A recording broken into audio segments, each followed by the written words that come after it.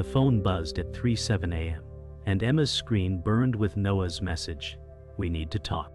Her breath stalled like a trapped sparrow as the room hummed with the fridge and distant traffic. Emma whispered, "Please not like this." The typing bubble appeared, vanished, then returned, a heartbeat that refused to settle. She replayed his last promise, the soft vow on a grainy call, when Noah had said, "Love wins."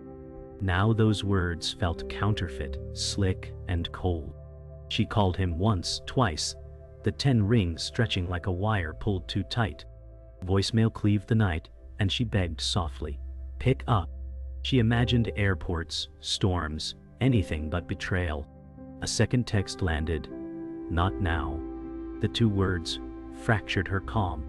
She pictured the calendar of saved flights, the jar of coins labeled July, every small mercy that kept her believing. Emma asked aloud, "Tell me if there's someone." The clock ticked into a cruel rhythm. She muted her tears, afraid the sound might make the nightmare real. Noah's avatar remained lit, a lighthouse refusing to guide her. She typed, deleted, typed again, then finally sent, "I'm awake." Silence answered, like a locked door.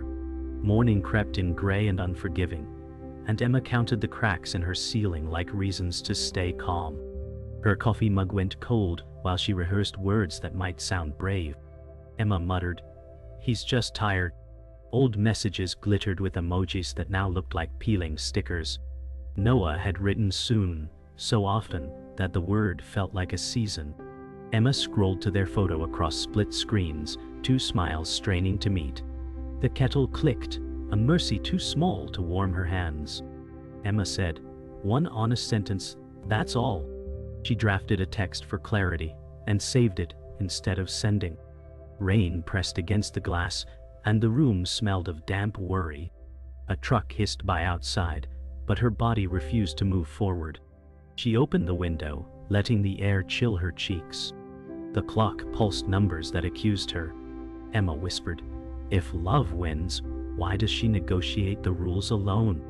Emma called Lily because Lily never lied, even when the truth bruised.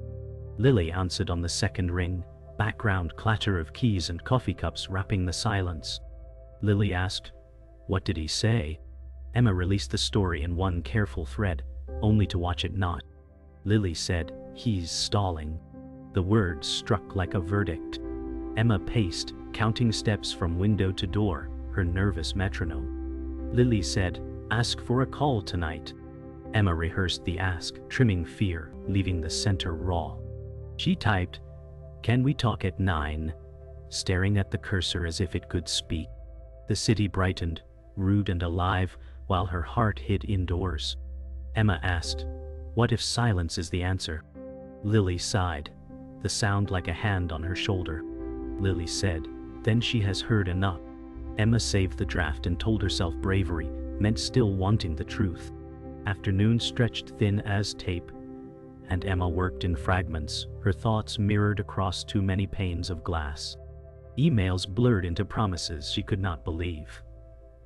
She drafted the 9 o'clock request and stared until it became a trap. Emma whispered, "9, your time." She edited, softened, sharpened, then softened again. Noah's status blinked green, then gray like unstable weather. She remembered his laugh in a crowded station, cut short by announcements, a sound of almost. Emma said, "Just show up." She pictured his cluttered room, the tilt of his head when he lied kindly. Pain tried to name itself, but she refused. She set an alarm because rituals made the ground steady. The apartment looked neat in that desperate way of people waiting. Emma stood at the window and practiced breathing like a language she had to pass. 9 arrived with the seriousness of a verdict, and Emma sat straight, headphones on, notes open like a fragile shield. The call connected for a second, failed, then rang again. Noah's voice said, "Give me 10. The 10 felt like an alibi with a pulse. She traced the rim of her mug until the ceramic remembered her. Emma said, "I'm here." Minutes stacked like chairs after a party. The cursor blinked in a blank document titled Answers. Her alarm chimed, silenced before it mocked her. The call returned, and Noah's breath filled the channel like fog. Noah said, "It's complicated." Emma swallowed the scream, converting it into order. She instructed softly, "Use simple words." The line crackled, the truth circling like a hawk waiting for an empty field. His silence pressed closer, and hers began to stand upright. The morning after the broken call, Emma folded her blanket with mechanical precision, as if order could mend chaos. Her phone lay face down, daring her to look. She whispered, "He promised love wins." The phrase no longer held weight, only dust. She opened the drawer where letters and old notes from Noah rested, faded paper heavy with belief. Noah had once written, "Distance is nothing." Now, distance was everything. Emma pressed the paper to her chest, waiting for it to beat. The neighbors laughed through thin walls, their voices like reminders of togetherness. Emma brewed coffee she did not drink, the steam a fragile ghost. She stared at the screen, considering one message that could expose everything. Fear and longing wrestled, leaving her paralyzed. She wanted to demand answers, yet also begged to preserve illusions. Emma said softly, "I built my life around a word." The city morning rose without asking her permission, and Emma felt like she had been left behind. Emma wandered through old photos stored in her laptop, each picture a relic of hope. She lingered on the night Noah had said, "Love wins." His smile, captured in bad hotel lighting, glowed with certainty. Emma whispered, "I believed you." She remembered saving wages for flights, skipping meals to stretch her budget, each sacrifice hidden behind her cheerful voice. Her friends had teased her dedication, yet Emma wore it like armor. She pressed play on a short video clip where Noah laughed, the sound distorted yet precious. The laugh filled the apartment but no longer warmed her. Emma shut the laptop, holding it against her chest, as though clutching a heart that did not beat for her anymore. She leaned back against the wall, staring at the ceiling, her lips trembling with unspoken prayers. Emma said, "Why does devotion feel like punishment?" By late afternoon, Emma forced herself outside, clutching her phone like an anchor. She walked the busy street, where voices drowned her silence. Every passing couple felt like a mirror reflecting her loneliness. She stared at her notifications, none of them his. Noah had once promised to call during her walks, but the memory now felt staged. Emma whispered, "You forgot." Her shoes tapped against wet pavement, each step echoing louder than her thoughts. She opened a cafe door, the aroma of roasted beans wrapping her in false comfort. She sat by the window, watching raindrops chase each other down glass. Her phone buzzed with Lily's name, not Noah's. Lily asked, "How are you holding up?" Emma lied with 2 words, "I'm fine." She ended the call before truth could follow. Her reflection on the glass looked like someone else, someone who no longer trusted in promises. Back in her apartment, Emma lit a candle, the flame trembling like her resolve. She replayed memories of late-night calls, when Noah whispered plans for their future. His voice had been steady then, a map she trusted. Now every map felt forged. She gathered her notebooks filled with scribbled dreams of cities to visit together, pages that now mocked her faith. Emma whispered, "I waited for every second." She imagined Noah laughing in another room, another life. Doubt grew claws, scratching at her chest. The candle flickered, casting shadows across her tired face. She opened the jar of saved coins, poured them onto the table, their clatter louder than her heartbeat. Emma said, "Every coin was a promise." She stared at the small pile, knowing it could not buy back certainty. Her tears slid silently, as though even grief had learned to be quiet. That night, Emma's confidant appeared through a glowing screen. Lily's face, framed by her kitchen light, carried concern sharper than comfort. Lily asked, "How much longer will you wait?" Emma lowered her eyes, unwilling to answer. Lily pressed, "You deserve love that shows up." Emma clenched her jaw, tears held hostage. She whispered, "He said love wins." Lily sighed, shaking her head. She said, "Not if you are the only one fighting." Emma tried to smile, but her lips betrayed her. The silence between them felt heavier than distance. Lily offered the truth gently. "This is breaking you." Emma stared at her friend, torn between gratitude and denial. She wanted to defend Noah, yet the words refused to come. Her shoulders sank, surrendering to what her heart already knew. For the first time, Emma whispered, "Maybe he lied." Emma woke to a blank screen and the ache of unslept hours, the memory of Noah's pause lodged like grit. She stared at the message field and typed nothing. Lily texted, "Check in." Emma answered, "Later." The word felt like threadbare cloth. She opened their shared folder of itineraries and saw revisions he never mentioned. A new date, a different city, a plan without her name. Emma said, "When did plans stop including her?" She dialed and hung up before the first ring, afraid of confirming what absence implied. The day staggered forward, and her stomach folded into small corners. She rewatched a clip where Noah said, "Soon," and the syllable thinned into air. She tried to work, but every line on the screen turned into his initials. Emma whispered, "Show proof." The proof stayed hiding. She placed the phone face down and felt the weight of it anyway. The room sharpened around her, bright and merciless. Emma decided to wait until evening, as if dusk could negotiate truth. Afternoon brought a message from Noah, a polite storm that never rained. Noah wrote, "Busy today?" Emma read it twice, tasting the varnish. She replied, "When can we talk?" Then watched the typing bubble blink like a failing beacon. It vanished and left her with a timestamp. She opened his social feed and found new photos from a rooftop light show. In the corner, a profile she recognized from old office talk, the name tagged bright. Emma said, "Maya," and the room tilted. She zoomed in until pixels protested, finding Noah's shoulder angled toward the tag. She told herself it was nothing, and nothing felt like a bruise. Lily called and asked, "Are you breathing?" Emma nodded into silence. Lily said, "Do not write a story without facts." Emma promised she would wait for facts, then collected fragments anyway. The afternoon dulled to tin, and the cursor blinked like a metronome counting down to doubt. Rain gathered at the edge of evening, and Emma walked to the river to quiet the noise. She let the wind pull at her sleeves and counted passing ferries like alibis. Noah texted, "Signal bad later." Later became a hallway with no doors. Emma typed, "Please confirm 9, and sent it before fear could edit. She remembered the promise he loved to repeat, Noah had said.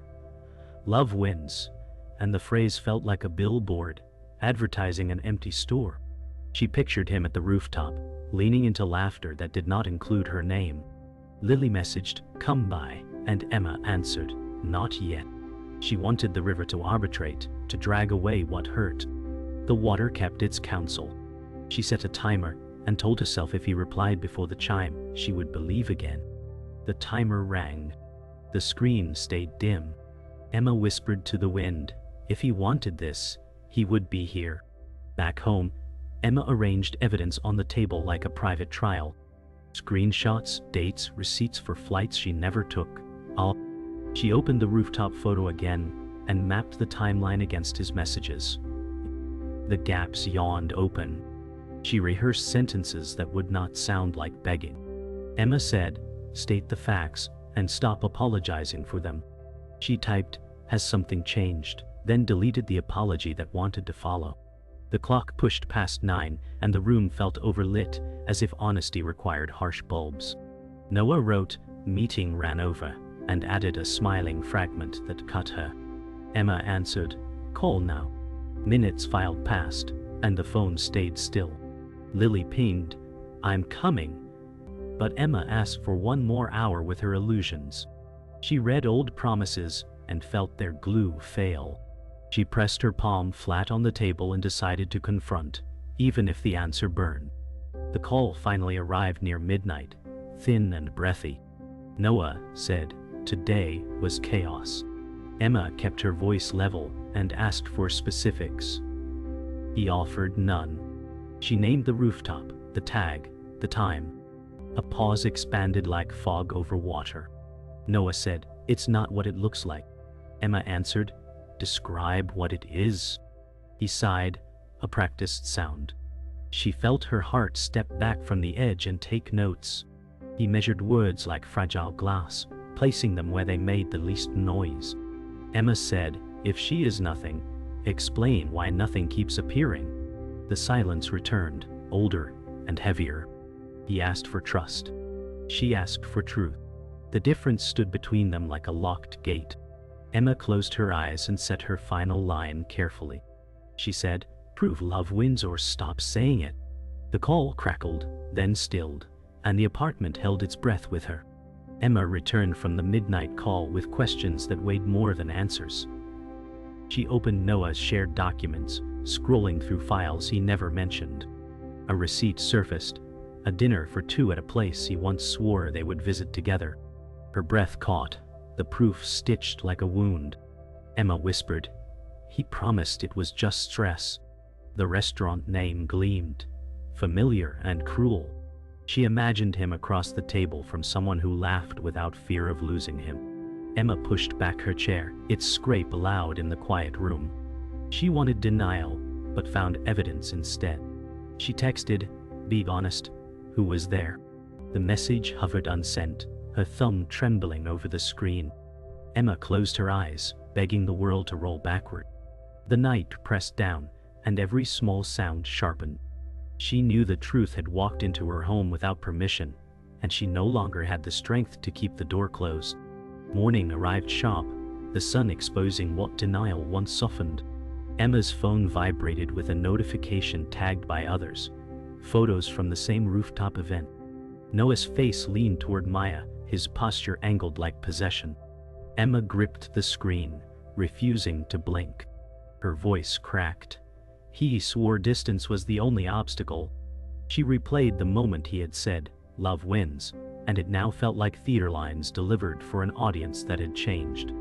Lily called, her voice steady. "You need to face this." Emma whispered, "It's her." Silence swallowed the rest. She printed the photo, pinning it to her board, not as memory but as evidence. Her apartment became a courtroom, walls lined with exhibits. Each glance reminded her she was not losing her mind. She stared until the ink blurred, her tears becoming part of the photograph. Emma called Noah with her heart trembling but her voice steel. He answered with hesitation thick as smoke. She asked, "Who is Maya?" The silence stretched. Then Noah muttered, "Just a friend." The phrase rang hollow. Emma said, "Friends don't look like that in photographs." He stammered excuses, flimsy scaffolds collapsing under their own weight. Emma pressed, "Were you with her when I called?" His pause confirmed more than denial could erase. She gripped the phone tighter, her knuckles white. He tried to turn the question into doubt. "Why don't you trust me?" Emma snapped, "Because truth does not hide behind silence." The call ended without farewell, leaving only the static of a broken tether. Emma stared at her reflection in the blackened screen, recognizing a version of herself she never wished to meet. That evening, Emma sought refuge at Lily's apartment. The kettle hissed as Lily placed a mug in her hands, warmth without cure. Lily said, "You have given him years, and he has given you excuses." Emma's lips trembled as she whispered, "He swore I was enough." Lily leaned closer, her voice sharp with care, enough for someone honest, not for someone hiding. Emma stared at the steam rising, a cloud too thin to carry her. The room smelled of tea leaves and candor. Lily's hand covered hers, steady, anchoring. Emma admitted, "I think I already knew." Lily said softly, "Then stop waiting for him to confess." The silence in the room agreed. Emma realized the betrayal had already shifted from suspicion to truth. She felt lighter and heavier all at once, like air after a storm. Emma returned home carrying Lily's words like fragile armor. She opened Noah's old letters, pages filled with vows written in ink that now mocked her belief. She held one against the light, tracing each word as if it could change. Noah had written, "I'll never let you feel alone." Yet alone was all she had become. She ripped the letter in half, the sound startling in the quiet apartment. Emma whispered, "If love wins, why am I the loser?" She dropped the pieces into the trash, her chest heaving. The act felt like burning a bridge she had crossed too many times. Outside, the night grew darker, and inside, Emma felt the first tremor of freedom and despair sharing space. Her phone stayed silent on the table, its screen black as finality. Evening arrived like a summons, and Emma arranged her desk with the precision of a courtroom. The call window opened, framing Noah in cool apartment light. Emma said, "No delays." He shifted, eyes sliding off camera. He answered, "I'm here." The words felt rented. Emma placed her notes beside the laptop, each line a measured question. She asked, "Who is Maya to you?" Noah laughed softly, the sound brittle. He replied, "A coworker." The photo on the board behind Emma said otherwise.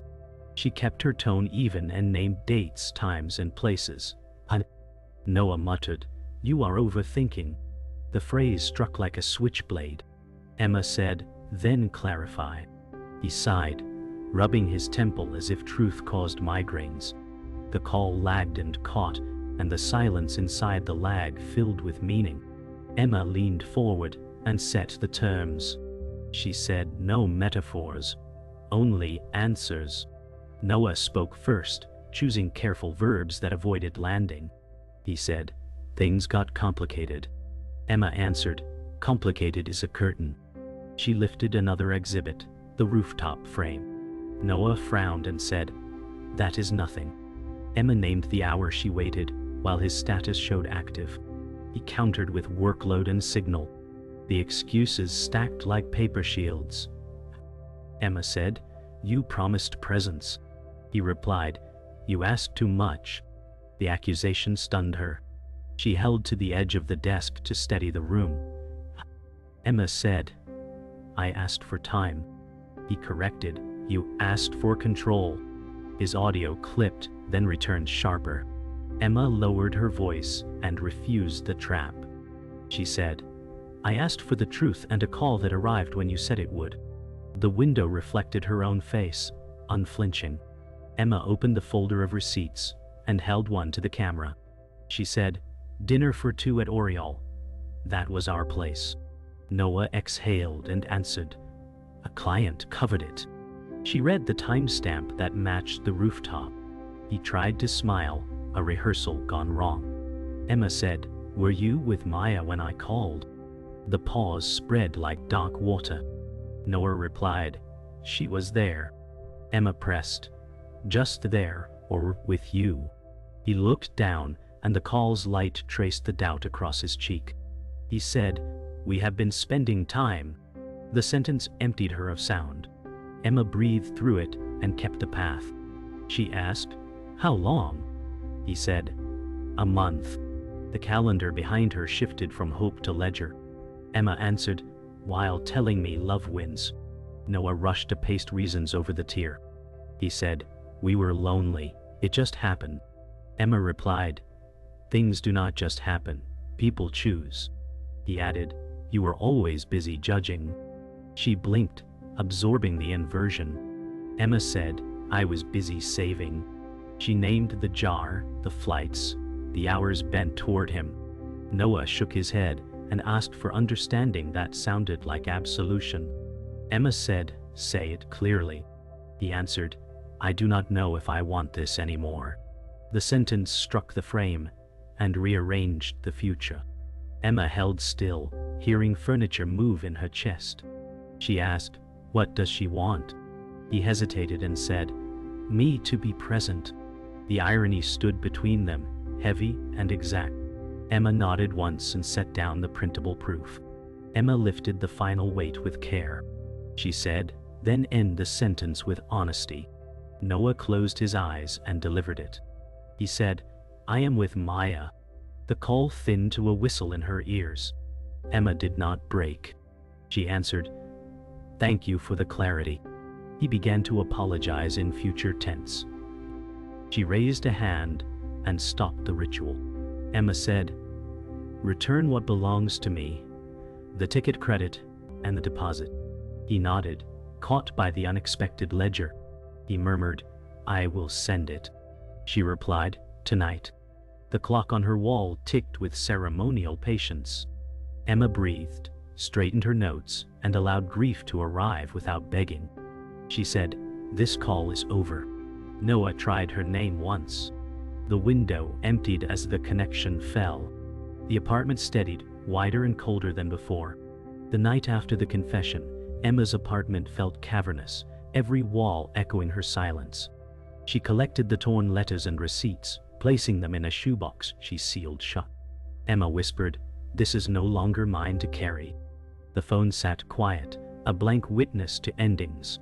She lay on the couch, staring at the ceiling as shadows drifted with car lights outside. The truth had been sharp, but it cleared the fog. Noah's voice no longer haunted the corners, only the words he left behind.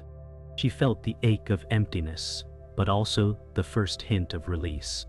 The city outside moved without her, horns, footsteps, and laughter unfazed. Emma said, I must learn to move without him. She pressed the box under her bed, like burying a story she had finished reading.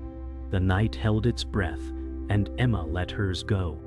Morning sun spilled across Emma's desk, turning dust into glitter. She brewed coffee, and this time drank it, slow and deliberate. Lily called, her voice steady. How did it end? Emma answered, with the truth I feared. Lily sighed, and with the truth you needed. Emma nodded, though unseen. She admitted, it still hurts. Lily replied, hurt is honest, lies are worse. Emma's fingers curled around the mug, grounding her. The apartment smelled of roasted beans and quiet resolve. She turned on music for the first time in weeks, a soft melody brushing the edges of grief. Emma whispered, I can breathe again. She opened a notebook and wrote one line, love wins when it is real. The words sat sharp but healing. Morning light made her feel seen, not judged. Later, Emma stepped outside into crisp air, her coat wrapped close. The streets bustled with ordinary life, strangers carrying groceries and conversations. She let their noise cover her thoughts, a chorus that reminded her of belonging. At a crosswalk, she glanced at couples holding hands, the sight still stinging but less like a wound. Emma whispered, someday it will not cut. She walked into a bookstore and let her hands brush spines of novels. A young cashier smiled, an unremarkable kindness that felt rare. Emma smiled back, the gestures small but real. She bought a new journal, clean pages waiting for a story not written in Noah's ink. The city evening cooled as she walked home, her steps lighter. She realized the future could be built without the shadow of a promise broken. That evening, Emma's parents called. Her mother's tone was cautious. We heard your voice was breaking last time. Emma replied gently, it is finished. Her father said, you gave too much. Emma nodded, though they could not see. She said, I believed it mattered. Silence stretched. Then her mother offered, what matters is you. Emma felt the old weight of expectation soften. For the first time, her family's words felt like anchors instead of chains. She promised herself she would not hide from them again. Emma whispered, I will be fine. Her parents ended the call with warmth, and Emma closed her eyes. The apartment no longer felt like exile. She understood that love had not been lost, only misplaced in someone who could not hold it. Later that night, Emma stood by the window, city lights shimmering like scattered hope. She pressed her palm against the glass, the cold grounding her. She whispered, love did not win, but I am still here. The skyline blinked with neon and headlights, indifferent yet alive. She realized survival was its own form of victory. Noah's name no longer glowed on her phone, and for once she did not reach for it. She opened the new journal and wrote the date on the first page. Her hand trembled, but the ink flowed steady. Emma closed the cover with resolve. The apartment hummed softly, no longer haunted, only lived in. She whispered again, I am still here. The words filled the room, echoing not as plea but as truth. Dawn found Emma awake, the journal open to a page that did not tremble anymore. Steam rose from her mug like a quiet anthem, and the apartment breathed with her. Emma said, "Today belongs to her." She gathered the stray remnants of last night's storm and filed them away, not as wounds but as records. Street noise lifted at the window, ordinary and forgiving. Lily texted, "Breakfast?" Emma smiled and typed, "Later." She watched sunlight climb the wall where the photo once hung and felt no urge to replace it. Emma said, "Love wins when it shows up." The silence that followed felt kind. She watered the plant she had nearly let die and laughed at its stubborn leaves. The clock ticked without accusation, and the air tasted like beginning. Emma stood taller than yesterday and let the morning name her free. Emma walked to the riverside where evenings once measured her doubt. The water looked new, though the city stayed the same. Joggers passed with easy breath, and she matched their rhythm in small steps. Emma said, "This is the path she keeps." A fairy horn folded across the wind, and she let the sound carry what hurt. Her phone buzzed with Lily's joke, and she laughed out loud, startling a gull. Emma slowed at the railing and counted 3 steady breaths, like a promise she could keep. She did not check for Noah's name, and did not miss it. The sky brightened, a color she could not name, and she decided not to. Emma said, "Not every truth requires a label." She turned toward the cafe, without pausing for permission from memory. Her stride felt owned, not borrowed. In the cafe, Emma claimed the window seat she once avoided. The barista recognized her from quiet days and set a pastry beside the cup without asking. Emma said, "Thank you." The kindness landed like proof that ordinary can mend what dramatic broke. She opened the new journal and listed small vows. Call Lily back, buy citrus, forgive herself. The list looked humble and radiant. The door chimed, and 2 strangers laughed their way to a corner, bright and harmless. Emma did not flinch. She wrote, "She stops bargaining with Mabes." The pen moved like a steady tide, erasing the ghost of his voice with lines that belonged to her. Emma said, "Show up for her and keep showing up." She folded the page and let sweetness settle without apology. Afternoon carried Emma past the travel agency where brochures once promised rescue. She stepped inside and returned the unused voucher envelope. The clerk asked, "Any future plans?" Emma answered, "Not yet, but soon for her." The reply felt honest and light. She walked out, holding nothing but the door, and loved the empty hands. On the sidewalk, Lily waved from across the street, and they met in the middle with a hug that did not try to fix anything. Lily said, "Proud of her." Emma laughed, surprised by the sound. The world did not tilt. Clouds thinned, and the sun found her face without asking who she belonged to. Emma said, "She belongs to herself." The sentence fit. Evening returned to the apartment gently, as if it remembered how she liked the quiet. Emma placed her phone on the shelf and turned the ringer down, not in fear but in choice. She lit a small candle and watched the flame steady. Emma said, "She will not chase echoes." The room smelled of citrus, peel, and clean paper. She opened the journal to a blank page and wrote a single sentence she could live by. Outside, a train crossed the distance she once tried to bridge alone. She let it pass without envy. The screen woke with a spam notification and went dark again, harmless. Emma closed the journal and traced the cover with calm fingers. The candle flickered, then settled into a clear, quiet burn. That was the last night his name ever lit her screen.